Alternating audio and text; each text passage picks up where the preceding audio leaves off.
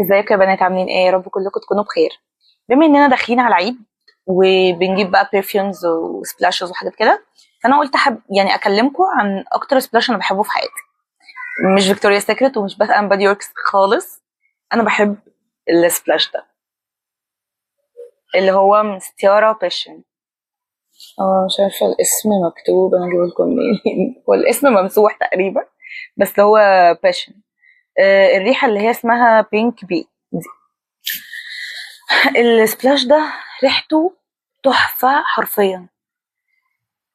ما اعتقدش ان ممكن حد يشمه ويقول ايه ده ريحته صعبة، يعني فاهمين؟ هو من الروائح الهادية قوي. مش عارفة اوصف الريحة عشان مش بعرف اوصف الروايح خالص. بس هو جميل وهادي، ومن الروائح اللي ممكن تحطوها وانتوا نايمين ترشوها على المخدة كده.